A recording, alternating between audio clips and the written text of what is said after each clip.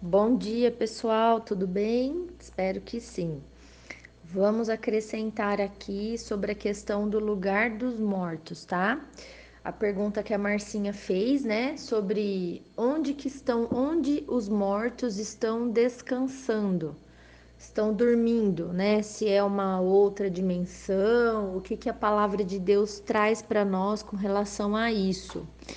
Eu vou trazer alguns textos, tá? É claro que não são textos muito claros assim a respeito de um lugar físico, porque, como a gente comentou, esse descanso com certeza deve acontecer em outra dimensão, lógico, né? Que não é esta realidade que a gente vive aqui na Terra. Por quê? Porque a palavra de Deus, ela é muito clara ao dizer que os mortos, eles não têm parte alguma com as coisas que se passam aqui na terra, debaixo do sol. Então, nesta dimensão. Isso está escrito em Eclesiastes, no capítulo 9, como a gente já leu algumas vezes, tá? Então, só para relembrar, Eclesiastes 9, versículo 6 diz assim: amor, ódio e inveja, que são sentimentos dos vivos, né, dos seres humanos que estão vivos, para eles já pereceram, já acabou isso. Para sempre não tem eles parte em coisa alguma do que se faz debaixo do sol. Então esse versículo, ele é muito específico para trazer para nós que quando a gente morre, a gente não sabe mais nada do que se passa aqui. E graças a Deus por isso, porque não seria um descanso para nós a morte se a gente participasse dos problemas que os vivos enfrentam aqui na Terra, né? Imagina só, eu morta vendo os meus filhos sofrerem o meu luto. Isso não é descanso, isso para mim é castigo, né? Isso não é nem bondade da parte de Deus, isso daí é maldade. Você vê o que se passa aqui, a confusão toda instalada, a dor, o luto, o choro e não poder fazer nada, né? Então, aqui nesse versículo diz que os sentimentos já pereceram para os que estão mortos. Eles não têm conhecimento do que se passa aqui na Terra. Então eles não sentem mais nada. Eles não sentem amor, eles não sentem ódio, eles não sentem inveja, eles não tudo isso já acabou, né? E no versículo 10 desse mesmo capítulo, o sábio, né, ele diz assim, ele dá um conselho. Ele diz: tudo que te vier à mão para fazer, faze-o conforme as tuas forças. Porque no além, olha aí, olha o lugar dos mortos. No além, para onde tu vais, não há obra, você não vai fazer nada lá. Você não vai ficar trabalhando no céu, entendeu? Ou nesse além, ou nessa dimensão. Não há nem projetos, nem conhecimento e nem sabedoria alguma. Por isso que Deus fala que nós não devemos consultar os mortos em favor dos vivos, porque não faz nenhum sentido, não existe sabedoria, eles não estão ativos, né? Eles não têm conhecimento de nada, eles não têm projetos, tá? Eles não fazem mais nada, acabou. Mas aqui está trazendo para nós um lugar para onde eles vão, para onde nós vamos, porque todos nós vamos, né, gente? A morte é uma certeza. Então aqui, olha, no além para onde tu vais. Então a gente pode entender como sim, um lugar que a gente não tem compreensão total de que lugar é esse. Lá em João, no capítulo 5, quando Jesus ele está explicando a sua missão, e João registra aqui no Evangelho, diz assim no versículo 24 em diante, olha o que Jesus fala. em verdade vos digo que quem ouve a minha palavra e acredita naquele que me enviou, quem que enviou Jesus? Deus, né? Deus Pai. Quem ouve as palavras de Jesus, né? E acredita em Deus,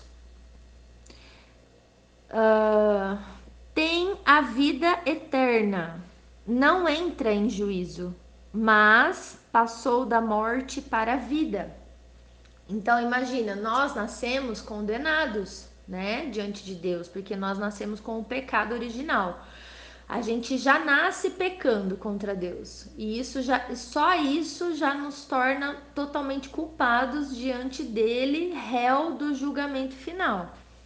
Certo? Mas aquele que crê em Deus e entende, segue as palavras de Jesus, né? Ou seja, se converte, né? Muda, altera o seu comportamento segundo o que Jesus ensina, ele não vai mais entrar em juízo, ele não será mais culpado de nada. Por quê? Porque ele entra num processo de santificação. Então, esse que faz isso, ele passa da morte, porque da morte qual? Da morte espiritual, da segunda morte, né? Para a vida eterna. Tá? Então, imagina que todos nós vamos morrer a primeira morte. Todo homem nasce e morre, certo? Essa é a primeira morte. Aí a gente entra num descanso. Só que a gente não fica no descanso. Por quê? Porque existe a promessa da ressurreição. O Senhor disse que vai trazer todos os homens, os bons e os maus, para a ressurreição, para a vida de novo. Por que, que Deus vai fazer isso? Por que, que Deus vai despertar as pessoas que já morreram? Para receberem o julgamento final, para serem julgados. Porque Deus não é Deus de mortos, e sim de vivos. Então, ele traz as pessoas à vida novamente num corpo espiritual, num corpo é, eterno, vamos dizer assim, né? Num estado espiritual, para ser julgado segundo as suas obras, o que cometeu em vida, durante a sua vida toda. E então ele define o destino eterno daquela pessoa que está ali ressuscitada diante dele. Entendeu? O destino eterno será definido ali através de julgamento. Ou a pessoa vai ser condenada e vai passar para a segunda morte, que aí a gente está falando de uma morte eterna, ou seja, nós estamos falando que a segunda morte é quando a pessoa ela não vai entrar para a vida eterna, ela não vai viver com Deus, ela vai estar para sempre separada da presença de Deus, ela vai estar morta. Deus é a vida. Sem Deus não existe vida. Então essa é a segunda morte, é a morte espiritual. E essa pessoa, segundo a palavra, vai ser lançada, ressuscitada, né? Dentro do lago de fogo e enxofre, que a gente sabe que é o inferno propriamente dito. Ali essa pessoa vai ficar para sempre. Ali ela vai morrer a segunda morte, entendeu? Literalmente. É assim que diz a palavra. Mas todos serão ressuscitados, os bons e os maus, em diferentes momentos. Nós vimos quinta-feira que haverá dois momentos para a ressurreição dos mortos. O primeiro momento é quando Jesus vai voltar aqui na terra e inaugurar o reino. Quem que vai ressuscitar? Todas as pessoas desde Adão que morreram e crendo em Jesus, crendo em Deus, morreram em Cristo. Essas pessoas ressuscitarão para entrar no reino, nesse milênio aí, nesse reino de 1000 anos. Os que morreram sem Cristo continuarão mortos, continuarão no descanso, eles não entrarão no reino de Deus, certo? Porém, ao final do milênio, onde vai acontecer o último julgamento, para ser definido o destino eterno de todos os homens que já nasceram na terra, né? Terá que acontecer o segundo momento da ressurreição dos mortos. Por quê? Porque aquelas pessoas que não ressuscitaram na volta de Jesus, elas precisam ressuscitar agora para receber o seu destino eterno.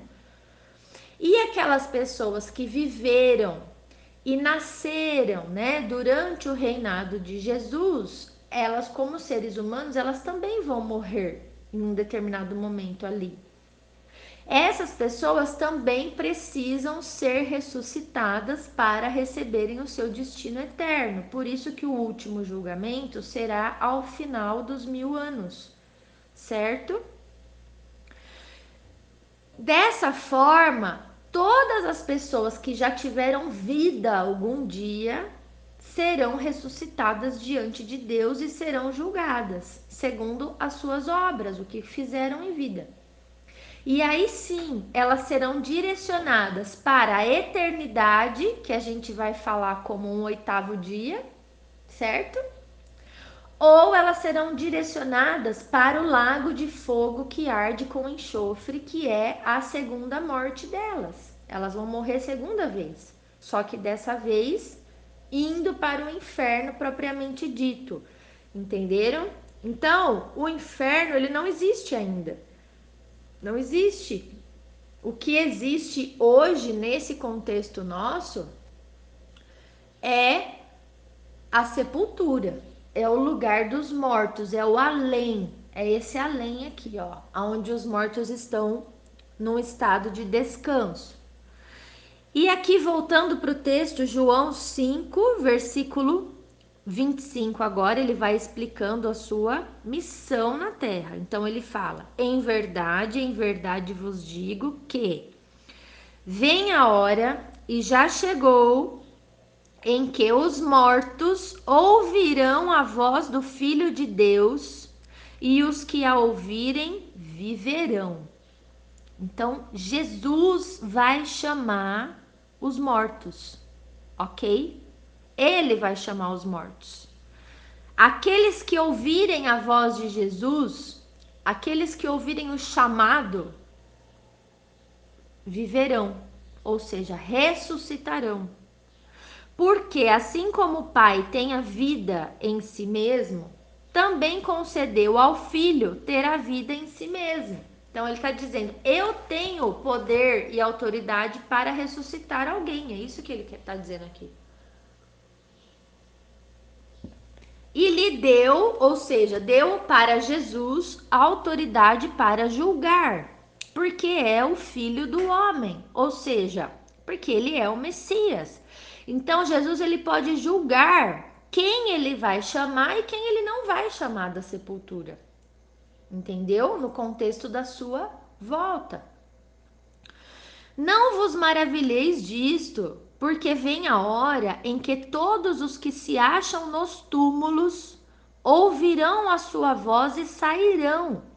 Os que estiverem feito bem para a ressurreição da vida, e os que tiverem praticado o mal para a ressurreição do juízo. Então aqui Jesus está explicando claramente que haverá 2 momentos para a ressurreição dos mortos. Um momento é na sua volta, aonde aqueles que morreram em Cristo ressuscitarão para a vida e serão chamados da onde? Da onde? Dos túmulos. Olha aqui, todos os que se acham nos túmulos, na sepultura, no além, na morte, no estado de sono, dormindo. É isso que Jesus está dizendo, tá? É simples, não tem como dificultar. E o segundo momento é os que tiverem praticado mal vão ressuscitar para a ressurreição do juízo, para serem julgados e então sim condenados, entendeu? Porque ninguém vai acordar no inferno sem saber o que está fazendo lá. Isso não é justiça. Deus, ele é justo. Todo condenado passa por um julgamento antes. Aí ele diz: bom, só até aqui para a gente entender que ele vai chamar essas pessoas da onde? Onde essas pessoas que morreram estão? Segundo a palavra, estão nos túmulos, na sepultura. Outro texto que traz para nós esse entendimento é Apocalipse 20. O capítulo todo de Apocalipse 20 precisa ser estudado e decorado, tá? Porque aqui tá toda essa explicação. Eu vou ler só a parte do juízo, depois dos 1000 anos, tá?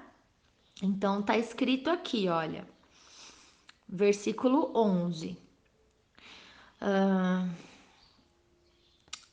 Vi um grande trono branco e aquele que nele se assenta, de cuja presença fugiram a terra e o céu, e não se achou lugar para eles. Eu vi também os mortos, os grandes, os pequenos, postos em pé diante desse trono. Então se abriram livros, e ainda outro livro, o livro da vida, foi aberto. E os mortos foram julgados segundo as suas obras, conforme o que se achava escrito nos livros. Então, tudo que a gente faz aqui está sendo registrado lá, né? Em livros. Não tem nada escapa, nada. Deu o mar os mortos que nele estavam. Então, onde que os mortos estão, gente? Os mortos estão onde eles morreram. Eles estão na sepultura, nesse além, né? A morte e o além entregaram os mortos que neles havia e foram julgados um por um segundo as suas obras, segundo seus comportamentos, né? Suas decisões, suas atitudes. Então a morte e o inferno. Então aqui tem uma tradução errada, porque se você pegar o original, você vai ver que é a morte e o Hades ou o Sheol, tá? Hades em grego, Sheol em hebraico, que significam sepultura, tá? Lugar dos mortos. Então ele diz: a morte e a sepultura foram lançados para dentro do lago de fogo. Esta é a segunda morte, o lago de fogo. Então, na verdade, esse lago de fogo é o tal do inferno que a gente conhece como inferno, entendeu? Percebam que ele só existe aqui nesse contexto depois dos 1000 anos de reinado de Jesus, né? No contexto do último julgamento. E a morte e essa sepultura, esse lugar dos mortos, essa dimensão onde os mortos estavam, eles são destruídos.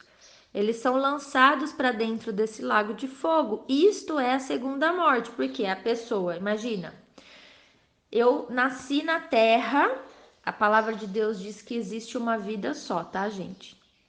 Então eu nasci na terra, né? O fôlego de vida foi dado a mim quando eu estava no ventre da minha mãe. Eu passei a existir, né? Aí eu vivi a minha vida e morri. Primeira vez. Não acabou ali. Eu vou entrar num descanso. Quando Jesus me chamar da sepultura, da onde eu vou estar no descanso, eu vou ressuscitar. E então serei julgada, será definido o meu destino eterno. Se eu morri em Cristo, eu vou para o reino de Deus no 7º milênio e vou reinar com Cristo ali e vou estar num estado, já foi definido que eu estou na vida eterna. Eu não vou entrar em juízo, eu já passei da morte para a vida de uma vez só. Se eu não morri em Cristo, eu vou continuar dormindo durante o reino de Jesus, eu não entro no reino. mas ao final do seu reinado, quando a terra estiver restaurada como Éden, para ser entregue a Deus Pai, né? Para vir o oitavo dia, a eternidade, eu serei acordada, eu serei ressuscitada ali, nesse segundo momento, para receber o meu julgamento. E aí, como eu morri sem Cristo, com certeza eu vou ser julgada e condenada e vou para o lago de fogo, aonde é a minha segunda morte. Eu morro de novo, entenderam? É a morte espiritual, é a morte eterna. Acabou, aqui acabou. Nunca mais eu vou ter parte com Deus. A minha vida ela é separada completamente de tudo que é bom, né? E ele explica aqui: se alguém não foi achado inscrito no livro da vida, esse foi lançado para dentro do lago de fogo. Esse foi para o inferno. E então começa a descrição do que é o oitavo dia, a eternidade, no capítulo 21 de Apocalipse. Quando diz que eu vi novo céu e nova terra, né? Porque tudo foi restaurado. Jesus restaurou tudo no seu reino. Porque o primeiro céu e a primeira terra já passaram e o mar já não existe. Eu vi também a cidade santa, que é a nova Jerusalém, não é a Jerusalém da terra, é uma Jerusalém que está no céu, que descia do céu, da parte de Deus, ataviada, né, como uma noiva adornada para o seu esposo, ela desce. Então ouvi grande voz vinda do trono, dizendo assim: Eis o tabernáculo de Deus com os homens. Deus Pai habitará com eles, e eles serão povos de Deus, e Deus mesmo estará com eles. Então agora não só Jesus, mas Deus Pai também desce nesse momento, porque Deus é santo, ele não vai descer na terra enquanto houver pecadores na terra, entende? Deus não contempla o mal, né? E ele enxugará dos olhos toda lágrima, e a morte já não existirá. Já não haverá luto, nem pranto, nem dor, porque as primeiras coisas já passaram. Então, a morte acabou aqui. Quem estava no livro da vida, quem passou por esse julgamento final e foi achado inocente, já passou da morte para a vida, né? E aí continua aí a descrição dessa eternidade. Eu lembrei aqui de Hebreus, eu comentei com vocês que a gente só tem uma vida e isso está escrito na Bíblia, tá? Em Hebreus, no capítulo 9, versículo 27, tá escrito assim, olha. E assim como aos homens está ordenado morrerem uma só vez, vindo depois disso o juízo, assim também Cristo, tendo se oferecido uma vez para sempre para tirar os pecados de muitos, aparecerá de novo, sem pecado, aos que o aguardam para a salvação. Então, está escrito literalmente na Bíblia que nós, aos homens, está ordenado morrer em uma só vez. Não existe outra vida. Então, você só tem essa mesmo. E você vai viver essa vida, por isso que você tem que se arrepender dos seus pecados, né? E se converter e alterar totalmente o seu modo de vida para que você assuma a sua verdadeira identidade de filho e filha de Deus na terra, tá? Nós morreremos uma vez só e depois disso vai vir o juízo, entendeu?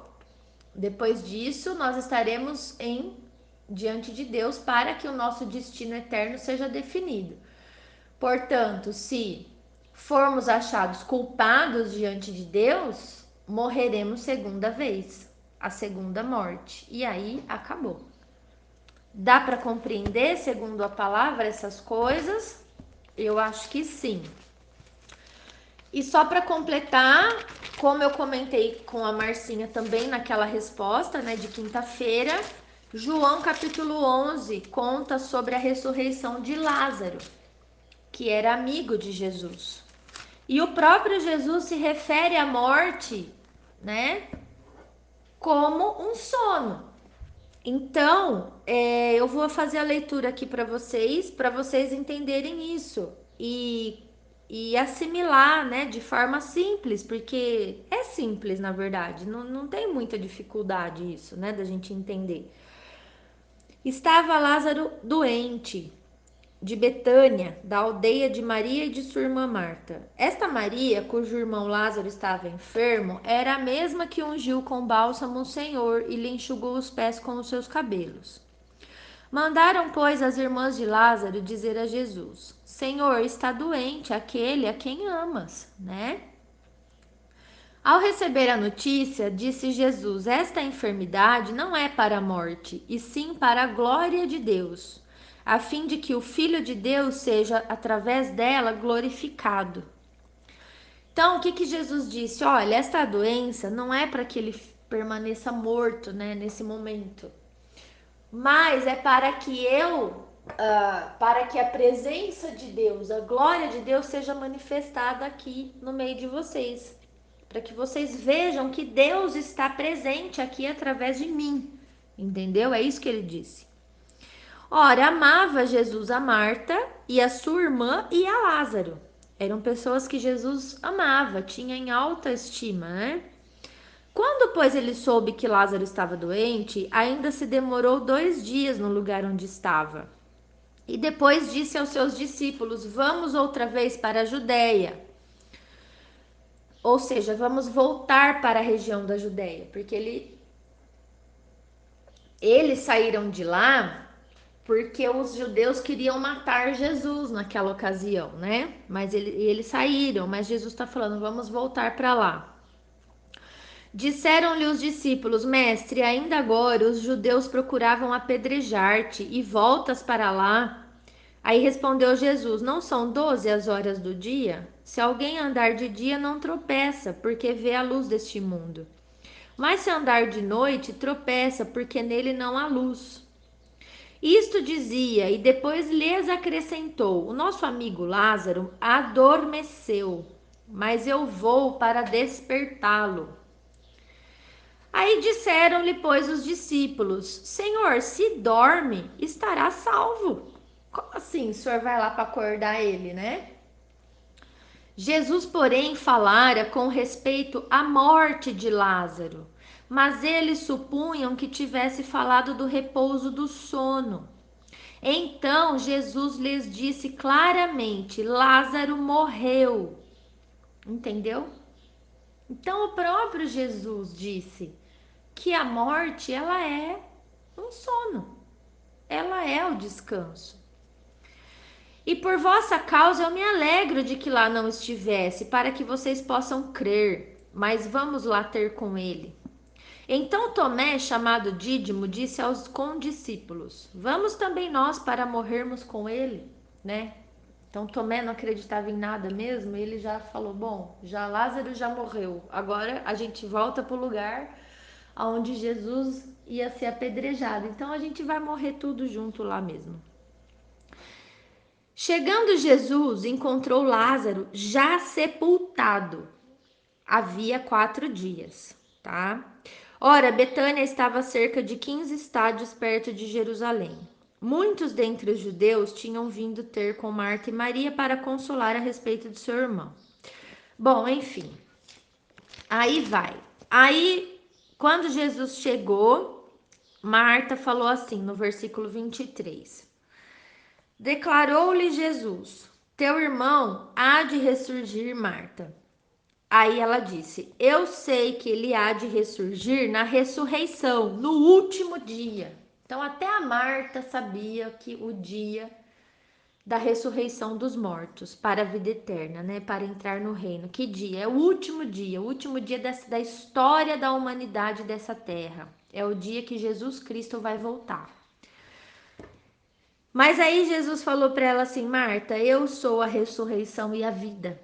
Ou seja, Marta, eu tenho a autoridade para despertar o seu irmão a hora que eu quiser. Foi basicamente isso que ele disse. Quem crê em mim, ainda que morra, viverá, né?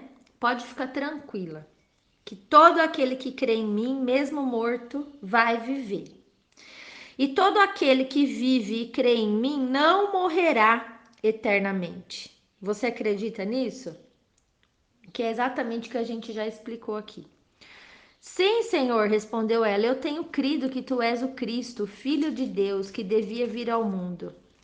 E aí continuou a história e foram até o túmulo e tal. Aí chegou aqui no versículo 39. Então Jesus ordenou: tirai a pedra. Disse-lhe Marta, a irmã do morto: Senhor, já cheira mal, porque já é de 4 dias. Respondeu-lhe Jesus: não te disse eu que se você crer, verás a glória de Deus? Tiraram então a pedra e Jesus, levantando os olhos para o céu, disse: Pai, graças te dou porque me ouviste. Aliás, eu sabia que sempre me ouves, mas assim falei por causa da multidão presente, para que creiam que tu me enviaste. E tendo dito isto, clamou em alta voz: Lázaro, vem para fora. Ou seja, Jesus chamou Lázaro da onde? Da sepultura. Ele chamou pelo nome. Então, é exatamente o que ele disse lá em João 5. Ele vai chamar a gente da sepultura e aqueles que ouvirem virão. Aqueles que ouvirem a voz de Jesus vai ressuscitar. E aí, o que aconteceu? Vamos ver aqui. Saiu aquele que estivera morto, tendo os pés e as mãos ligadas com ataduras e o rosto envolto num lençol. Então lhes ordenou Jesus: desatai-o e deixai-o ir. Muitos, pois, dentre os judeus que tinham vindo visitar Maria, vendo o que fizera Jesus, creram nele. Outros, porém, foram ter com os fariseus e lhes contaram os feitos que Jesus realizara. Ou seja, né? Mesmo vendo, não creem. Então, gente, a incredulidade é uma coisa muito séria, sabe? É uma barreira, é um muro, é uma fortaleza muito grande levantada na nossa cabeça, na mente humana, né? Porque muitas pessoas, mesmo vendo essas coisas, mesmo lendo a palavra, elas ainda não vão acreditar. Elas vão preferir ficar com as suas próprias opiniões, crenças, religiosidade, entendeu? Isso é um fato.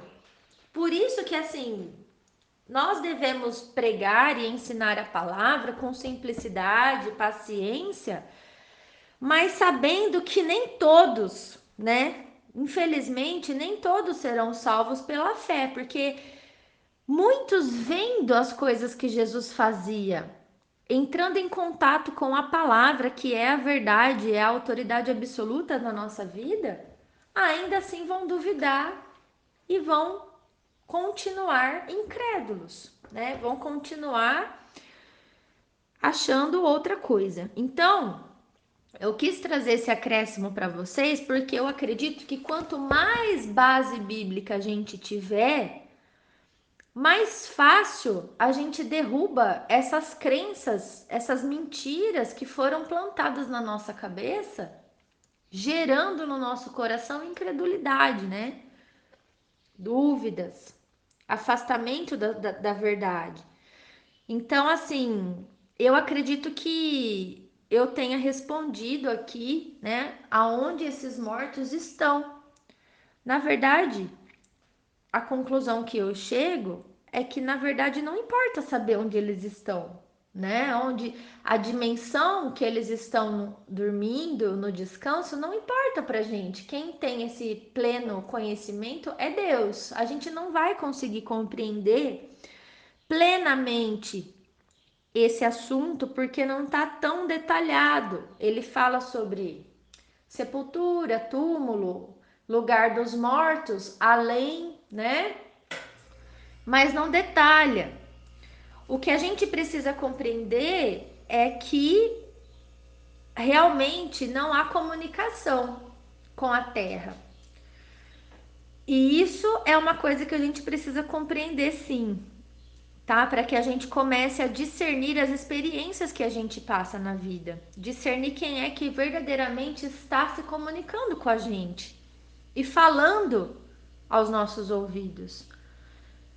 quem nós estamos ouvindo? A palavra de Deus ou algum demônio que tenta nos enganar, por exemplo, que tenta sustentar um engano, uma mentira, e essa fortaleza continua aí erguida na nossa mente, impedindo a gente de se lançar completamente na palavra de Deus, que é viva, que é transformadora, que é eficaz para trazer fé no nosso coração, restaurar nossa identidade de filhos e filhas de Deus, como Ele teria planejado a nós, né, desde o início, tá?